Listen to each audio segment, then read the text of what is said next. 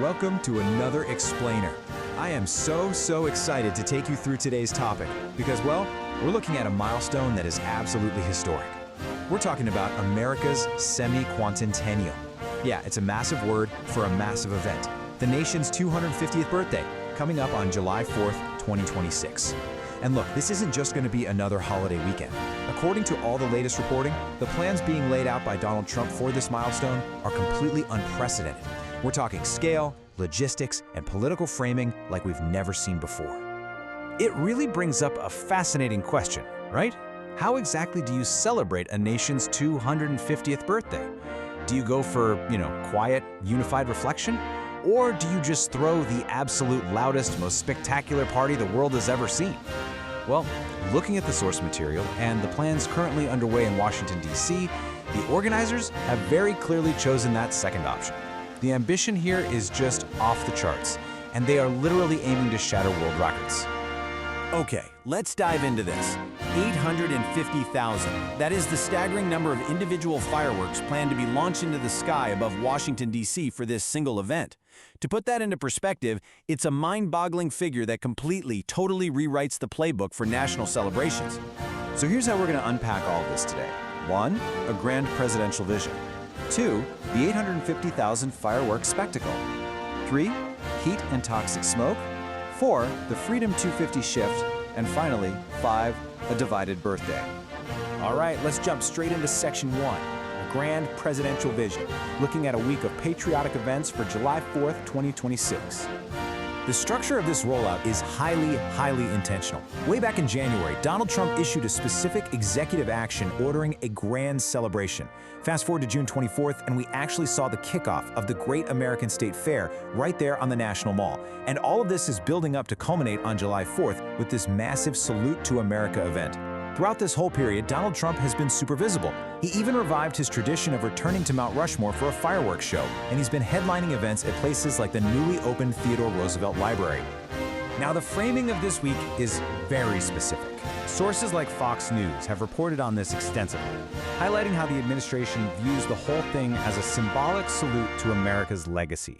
The emphasis is heavily placed on honoring American history, celebrating our national parks, and basically utilizing the country's most iconic natural and historical landmarks as the backdrop for all these events.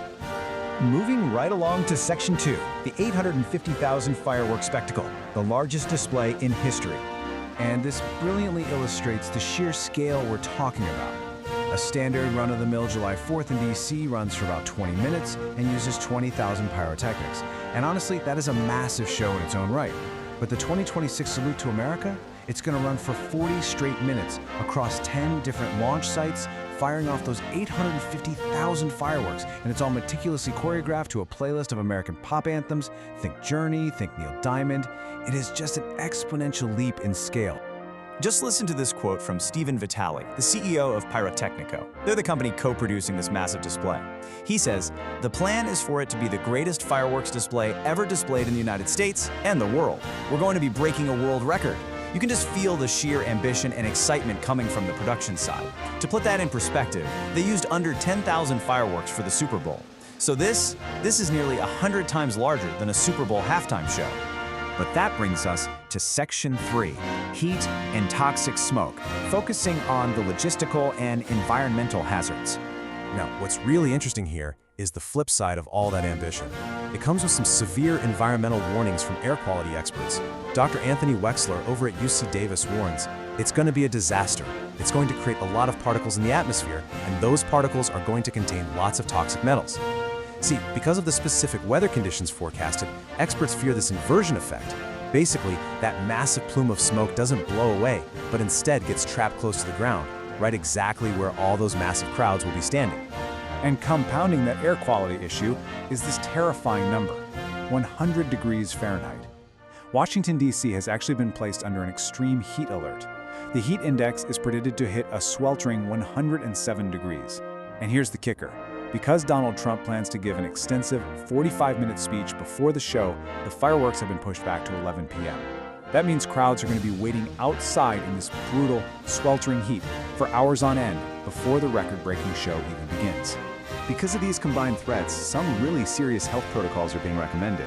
Experts are actually advising vulnerable populations like the elderly and anyone with asthma to just leave the city if possible. If they can't, they're being told to stay indoors, run HEPA filters, and absolutely wear masks if they have to go outside. Now, to be fair, the event organizers are completely aware of this heat reality. They've already brought in over 500,000 bottles of water and are setting up these massive air-conditioned tents to try and mitigate the danger for attendees.